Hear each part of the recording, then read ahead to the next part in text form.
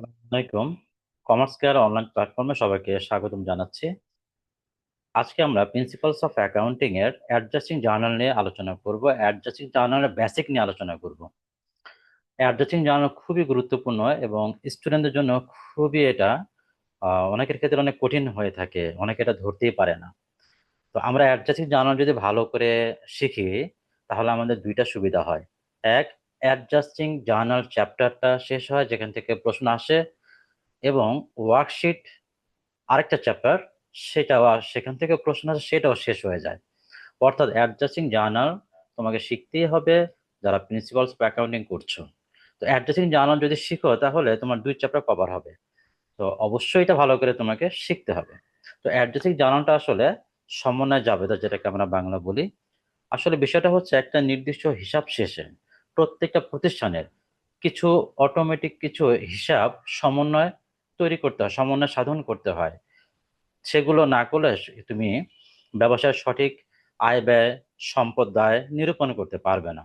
যেমন মনে করো, তুমি ঋণ নিয়েছো, লোন নিয়েছো, এখন সময়কাল শেষ হয়ে গেল, 5 মাস বা 6 মাস শেষ হলো বা 1 বছর শেষ হলো, এখন ঋণের সুদ দিতে হবে। এই সুদটা তো অটোমেটিক তোমাকে বছর শেষ হলে হিসাব করতেই হবে, আর নাহলে তুমি সঠিক হিসাব পাচ্ছ না। তো এগুলো আমরা অ্যাডজাস্টিং জার্নালের মাধ্যমে আমরা শিখে থাকি। একটা হিসাব করে শেষ হলো, কতগুলো পণ্য আমাদের স্টকে অবিকৃত হিসাবে রয়ে গেল, সেগুলো আমাকে হিসাব করতে হবে সঠিক হিসাব মেনটেন করার জন্য। তো সেগুলো আমাকে অ্যাডজাস্টিং জার্নালের মাধ্যমে হিসাব করতে হবে। তো অ্যাডজাস্টিং জার্নালের মাধ্যমে আমরা যখন জাবেদা করব, সেক্ষেত্রে জাবেদাটা কেমন হবে? আমাদের কোশ্চেন একটা ট্রায়াল ব্যালেন্স দেওয়া থাকবে। ট্রায়াল ব্যালেন্স মানে একটা র্যামিল দেওয়া থাকবে, আর র্যামিলের নিচে কিছু অ্যাডজাস্টিং, দ্যাট মিনস কিছু সমন্বয় দেওয়া থাকবে। সেই সমন্বয়গুলোকে জাবেদা করতে পারলে আমার অ্যাডজাস্টিং জার্নাল হয়ে যাবে। তো অ্যাডজাস্টিং জার্নাল করতে হলে তাহলে আমার কোশ্চেনে কি দেওয়া থাকবে? একটা ট্রায়াল ব্যালেন্স দেওয়া থাকবে, র্যামেল দেওয়া থাকবে, আর নিচে কিছু সমন্বয় দেওয়া থাকবে। এই সমন্বয়গুলোর দেখে দেখে আমাকে জাবেদা করতে হবে। সমন্বয়গুলো জাবেদা করতে পারলে আমার অ্যাডজাস্টিং জার্নাল হয়ে যাবে। তবে অ্যাডজাস্টিং জার্নালের বেশ কিছু রুলস আছে, যে রুলস গুলো তোমরা সঠিকভাবে যদি না ধরতে পারো তাহলে কিন্তু তোমরা আসলে জাবেদাগুলো করতে পারবে না। তো আমরা সেই রুলস গুলো আমরা তোমাদের সামনে উপস্থাপন করছি। রুলস গুলো মনোযোগ সহকারে তোমরা নোট করে রাখবে।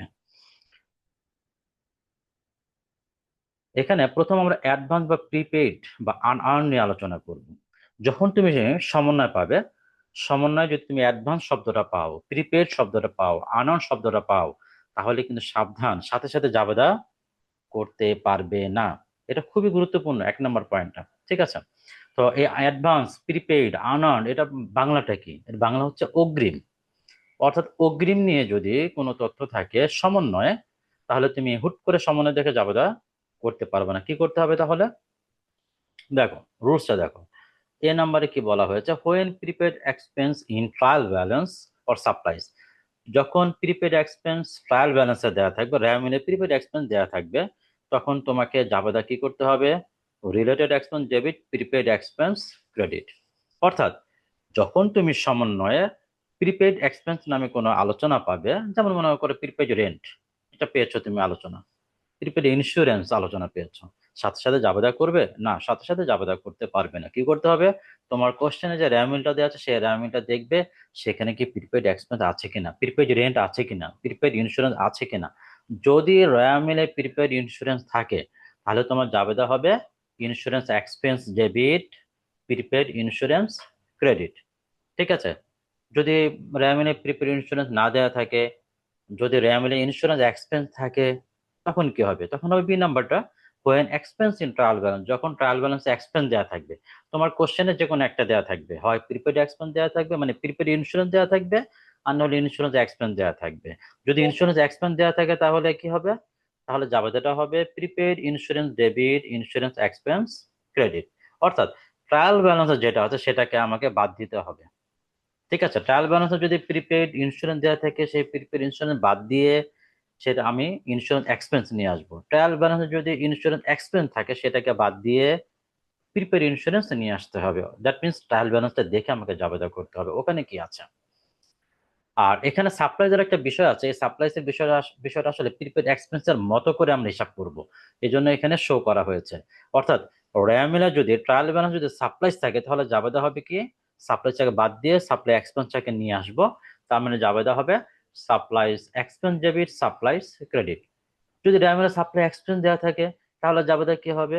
তাহলে সেই সাপ্লাই এক্সপেন্সকে বাদ দিব। তাহলে জাবেদা হবে supplies debit, supply expense credit. বাদ দিতে হলে সাধারণত আমাদের ক্রেডিট করে ফেলতে হবে। ঠিক আছে, যেটাকে বাদ দিব সেটাকে আমাদের ক্রেডিট করতে হবে। তাহলে বিষয়টা খুবই গুরুত্বপূর্ণ এবং খেয়াল করো। র্যামেলে কি দেওয়া আছে? র্যামেলে সাপ্লাই আছে, সাপ্লাই বাদ দিয়ে সাপ্লাই এক্সপেন্স নিয়ে আসবো। র্যামেলে সাপ্লাই এক্সপেন্স আছে, সাপ্লাই এক্সপেন্স বাদ দিয়ে সাপ্লাইস নিয়ে আসবো। আর টাকার বিষয় একটা গুরুত্বপূর্ণ বিষয় আছে, তুমি যেটা নিয়ে আসবে টাকাটা তার হবে। যেমন এক নম্বরে কি, প্রিপেড এক্সপেন্স যদি র্যামেলে থাকে তাহলে আমরা কি করব? প্রিপেড এক্সপেন্সটাকে আমরা বাদ দেবো, দ্যাট মিনস আমরা ক্রেডিট করব। তাহলে নিয়ে আসলাম কি? এক্সপেন্স নিয়ে আসছি, তাহলে টাকাটা কিন্তু এক্সপেন্সের হবে। ঠিক আছে, টাকাটা আমাদের এক্সপেন্সের বসাতে হবে।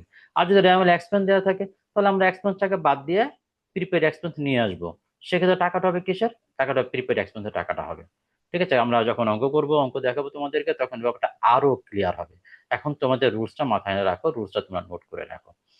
এরপরে দেখো, যদি র্যামেলে আনআর্ন রেভিনিউ থাকে, আনআর্ন রেভিনিউর সাথে রেভিনিউর সম্পর্ক, মানে একটা আসবে একটা বাদ যাবে। যদি র্যামেলে আনআর্ন রেভিনিউ থাকে তাহলে আনআর্ন রেভিনিউ বাদ দিয়ে সার্ভিস রেভিনিউ নিয়ে আসবে। এখন কথা হচ্ছে, একটু আগে দেখলাম যে বাদ দেওয়ার ক্ষেত্রে ক্রেডিট করেছে। ঠিক আছে, বাদ দেওয়ার ক্ষেত্রে ক্রেডিট করেছে। যেমন বি নাম্বার, যদি র্যামেল এক্সপেন্স দেওয়া থাকে তাহলে এক্সপেন্স বাদ দিয়েছে, দ্যাট মিনস ক্রেডিট করেছি, আর প্রিপেড এক্সপেন্স নিয়ে আসছে, ডেবিট করেছি। আর এক্ষেত্রে কিন্তু উল্টো, সি আর ডি নিয়মটা হচ্ছে উল্টো, কারণ ওরা হচ্ছে ক্রেডিট ব্যালেন্স। তো ক্রেডিট ব্যালেন্সকে বাদ দিতে হলে ডেবিট করতে হয়। তো আনঅন রেভিনিউ যদি র্যামিনা দেওয়া থাকে তাহলে আনঅন রেভিনিউ ডেবিট করলাম মানে বাদ হয়ে গেল কিন্তু আনঅন রেভিনিউ, কারণ ওর বৈশিষ্ট্য হচ্ছে ক্রেডিট। দ্যাট মিনস আনঅন রেভিনিউ ডেবিট হবে, সার্ভিস রেভিনিউ ক্রেডিট হবে। আনঅন রেভিনিউকে বাদ দিলাম, সার্ভিস রেভিনিউকে নিয়ে আসলাম, টাকাটা হবে সার্ভিস রেভিনিউ যেটা নিয়ে আসছে। যদি র্যামিনা রেভিনিউ দেওয়া থাকে তাহলে রেভিনিউ বাদ দেবো, আনঅন সার্ভিস রেভিনিউ নিয়ে আসবো। ডি নাম্বার দেখো, when revenue in trial balance then service revenue debit, আনঅন service revenue credit. Service revenue নিয়ে বাদ দিয়েছি, আনঅন সার্ভিস রেভিনিউ নিয়ে আসছি, দ্যাট মিনস টাকাটা হবে আনঅন সার্ভিস রেভিনিউ, আনঅন রেভিনিউ টাকাটা হবে, অগ্রিমের টাকাটা হবে। আনঅন মানে অগ্রিম, ঠিক আছে। রেভিনিউর ক্ষেত্রে অগ্রিম শব্দটা আমরা আনঅন দিয়ে প্রকাশ করে থাকি, আনঅন রেভিনিউ বলি। আর এক্সপেন্সের ক্ষেত্রে অগ্রিম শব্দটা আমরা প্রিপেইড বা অ্যাডভান্স শব্দটা দিয়ে প্রকাশ করে থাকি। ঠিক আছে, তাহলে এই অগ্রিমের নিয়মটা নিয়ে সব সময় তোমাদের একটা ঝামেলা পোহাতে হয়। এখানে যে চারটা ক্লাসিফিকেশন করা হলো এটার মধ্যে ভালোভাবে খেয়াল রাখবে। ঠিক আছে, তাহলে তোমাদের অগ্রিমের ঝামেলাটা আশা করি ক্লিয়ার হয়ে যাবে। এরপরে একটু আলোচনা করবো আমরা ডিউ নিয়ে, বকেয়া নিয়ে। আমাদের এই সমন্বয় জাবেতায় অগ্রিম এবং বকেয়া নিয়েই তোমাদের কনফিউশন হয়। তো অগ্রিমের ঝামেলাটা আমরা দেখালাম, এবার আসো বকেয়া। বকেয়ার ঝামেলাটা খুবই কম। বকের অনেকগুলো নাম আছে বা অনেকগুলো ক্লু আছে, নামগুলো আমরা একটু দেখে নিই। আচ্ছা, ডিউ মানে বকেয়া, অ্যাক্রুড মানে বকেয়া, অন অ্যাকাউন্ট মানে বকেয়া, on credit, owed, payable, outstanding, not recorded, এই সবগুলোর বাংলা হচ্ছে বকেয়া।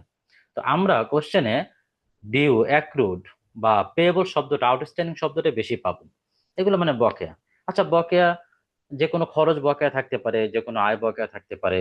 তো যদি খরচ বকেয়া থাকে তাহলে জাবেদা হবে উক্ত খরচ related expense debit, related payable credit. That means মনে করো স্যালারি বকেয়া আছে, স্যালারি বকেয়া আছে, তাহলে জাবেদা কি হবে? Salary expense debit, salaries payable credit. মনে করো রেন্ট ভাড়া বকেয়া আছে, তাহলে জাবেদা কি হবে? ও রেন্ট এক্সপেন্স ডেবিট, ও রেন্ট পেয়েবল ক্রেডিট। যে কোনো বকেয়া খরচের জাবেদা একটাই আমরা করবো, ফিক্সড জাবেদা। এটা মনে করো বকেয়া খরচের জাবেদা ফিক্সড, অর্থাৎ যে কোনো খরচ বকেয়া থাকলে আমরা এই জাবেদা দিয়ে দেবো। ওই খরচ ডেবিট, খরচ payable credit. Okay, salary expense debit, salaries payable credit. Due any revenue, যদি কোনো রেভিনিউ আয় বকেয়া থাকে তাহলে কি জাবেদা করব? তাহলে আমরা জাবেদা করবো account receivable debit, service revenue credit. কেউ অ্যাক্রুড শব্দটা ইউজ করে জাবেদা করে, সেটাও হবে, কোনো সমস্যা নেই। তো আমরা অ্যাকাউন্ট রিসিভেবল শব্দটাই বেশি ইউজ করবো। ঠিক আছে, যে কোনো আয় যদি বকেয়া থাকে, মনে করো সার্ভিস রেভিনিউ বকেয়া আছে, অগ্রিম হলে কিন্তু আগের নিয়ম, অগ্রিমের নিয়মে চলে যাবে। আর বকেয়া হলে কি হবে? Account receivable debit, service revenue credit. ঠিক আছে, তো যে কোনো বকেয়া খরচের জাবেদা related expense debit, related payable credit, যে কোনো বকেয়া আয়ের জাবেদা account receivable debit, service revenue credit. এছাড়া আর দু একটা জাবেদা আমাদের একটু মাথায় রাখতে হবে, যেমন ডেপ্রিসিয়েশন অন অ্যাসেট, যে কোনো সম্পদের অবচয়।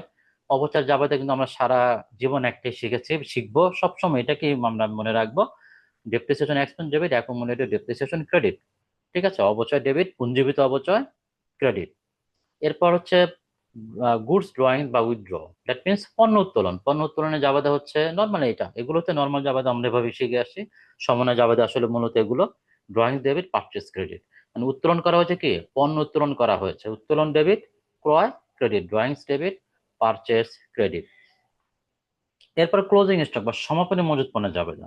সমাপনী মজুত পণ্যের জাবেদা আমরা কি করব, closing stock debit, purchase credit or income statement credit. সাধারণত আমরা ইনকাম স্টেটমেন্ট ইউজ না করে আমরা সহজ অর্থে সমাপনী মজুত পণ্য ডেবিট, ক্রয় credit, that means closing stock debit, purchase credit, আমরা এতটুকু করব।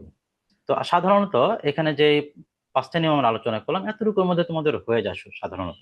তাহলে ক্লোজিং স্টক পর্যন্ত আমরা জাবেদা একটু ভালো করে শিখবো, বিশেষ করে অগ্রিমের নিয়মটা মাথায় রাখবে, বকেয়ার নিয়মটা মাথায় রাখবে, আর বাকি যে রুলস গুলো দেওয়া হয়েছে এগুলো ফিক্সড জাবেদা, ডেপ্রিসিয়েশনের জাবেদা ফিক্সড, গুডস উইথড্র জাবেদা ফিক্সড, ক্লোজিং স্টকের জাবেদা ফিক্সড।